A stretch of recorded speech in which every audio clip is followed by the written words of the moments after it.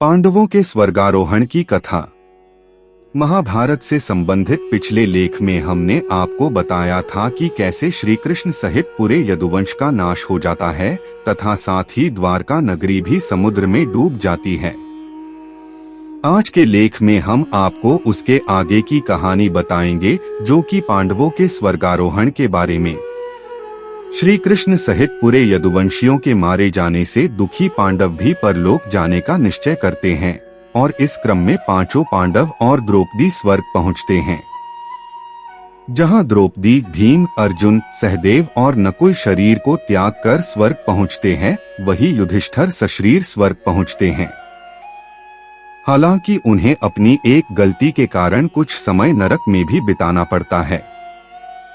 इस पूरे सफर में उनके साथ एक कुत्ता भी होता है। आइए अब विस्तार पूर्वक जानते हैं कि वो कुत्ता कौन था तथा पांडवों को स्वर्ग पहुंचने में किन किन कठिनाइयों का सामना करना पड़ा। वज्र को इंद्रप्रस्थ का राजा बनाया था अर्जुन ने। गतांक से आगे नगर के बाहर निकलते ही जब द्वारिका समुद्र में डूब गई तो यह दृश्य देखकर सभी को आश्चर्य हुआ। अर्जुन यदुवंश की स्त्रियों व द्वारकावासियों को लेकर तेजी से हस्तिनापुर की ओर चलने लगे। रास्ते में पंचनद देश में अर्जुन ने पड़ाव डाला। वहां रहने वाले लुटेरों ने जब देखा कि अर्जुन अकेले ही इतने बड़े जन समुदाय को लेकर जा रहे हैं, तो धन के लालच में आकर उन्होंने उन पर हमला कर दिया। अर्जुन ने लुटेरों को चेतावनी दी, लेकिन फिर वे नहीं माने और लूटपाट करने लगे। तब अर्जुन ने अपने दिव्य अस्त्र शस्त्रों का स्मरण किया, लेकिन उनकी स्मरण शक्ति लुप्त हो गई।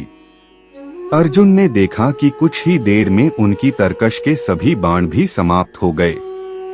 तब अर्जुन बिना शस्त्र से ही लुटेरों से युद्ध करने लगे, लेकिन देखते ही देखते लुटेरे बहुत सा धन और स्त्रियों को लेकर भाग गए। अस्त्रों का ज्ञान लुप्त हो गया, धनुष पर काबू नहीं चलता था, अक्षय बाण भी समाप्त हो गए। यह देखकर अर्जुन को बहुत दुख हुआ। जैसे तैसे अर्जुन यदुवंश की बची हुई स्त्रियों व बच्चों को लेकर कुरुक्षेत्र पहुंचे।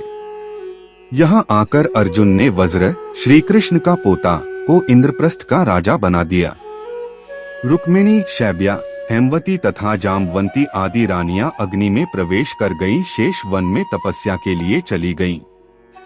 बूढ़ों, बालकों व अन्य स्त्रियों को अर्जुन ने इंद्रप्रस्थ में रहने के लिए कहा। महर्षि वेदव्यास ने दिया था पांडवों को परलोक जाने का विचार। वज्र को इंद्रप्रस्थ का राजा बनाने के बाद अर्जुन महर्षि वेदव्यास के आश्रम पहुंचे। यहां आकर अर्जुन ने महर्षि वेदव्यास को बताया कि श्री कृष्ण, बलराम सहित सारे यदुवंशी समाप्त हो चुके हैं। तब महर्षि ने कहा कि यह सब इसी प्रकार होना था, इसलिए इसके लिए शोक नहीं करना चाहिए। तब अर्जुन ने ये भी बताया कि किस प्रकार साधारण लुटेरे उनके सामने यदुवंश की स्त्रियों को हर कर ले गए और वे कुछ भी न कर सके। अर्जुन की बात सुनकर महर्षि वेदव्यास ने कहा कि वे दिव्य अस्त्र जिस उद्देश्य से तुमने प्राप्त किए थे, वह पूरा हो गया। अत वे पुनः अपने स्थानों पर चले गए हैं। महर्षि ने अर्जुन से यह भी कहा कि तुम लोगों ने अपना कर्तव्य पूर्ण कर लिया है। अत अब तुम्हारे परलोक गमन का समय आ गया है और यही तुम्हारे लिए श्रेष्ठ भी है। महर्षि वेदव्यास की बात सुनकर अर्जुन उनकी आज्ञा से हस्तिनापुर आए और उन्होंने पूरी बात महाराज युधिष्ठिर को बता दी। युधिष्ठिर ने परीक्षित को बनाया हस्तिनापुर का राजा। यदुवंशियों के नाश की बात जानकर युधिष्ठिर को बहुत दुख हुआ।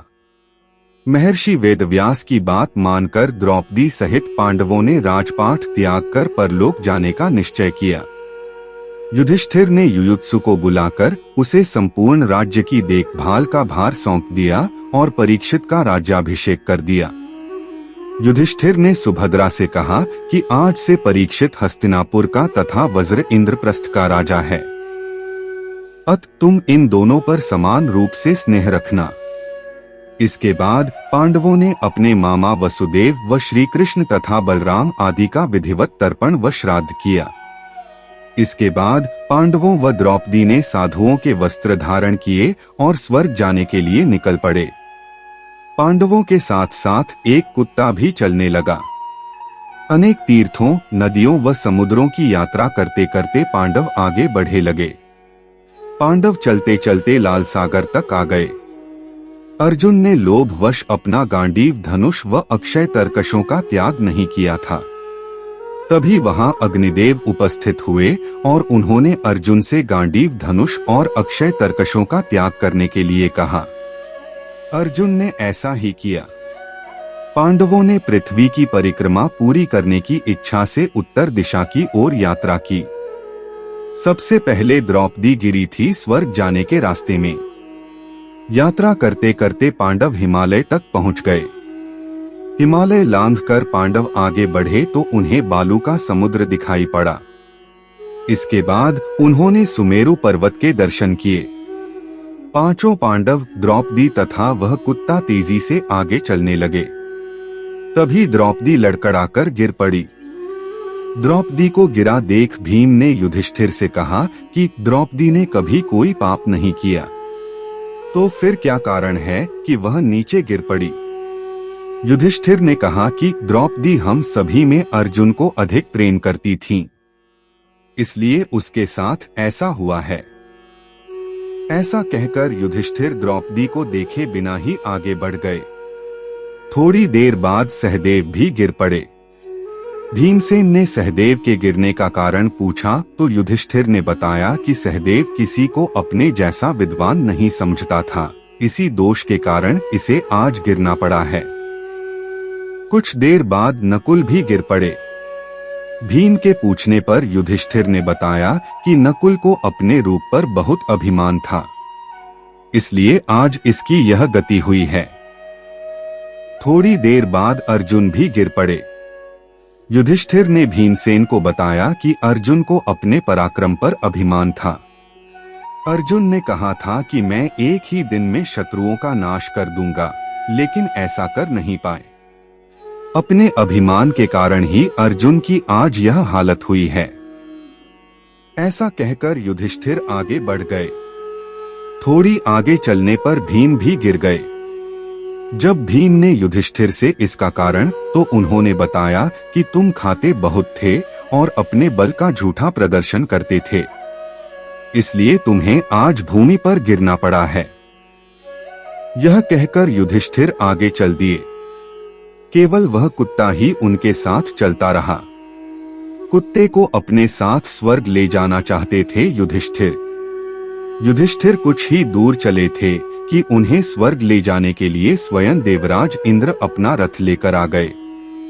तब युधिष्ठिर ने इंद्र से कहा कि मेरे भाई और द्रौपदी मार्ग में ही गिर पड़े हैं, वे भी हमारे साथ चलें, ऐसी व्यवस्था कीजिए।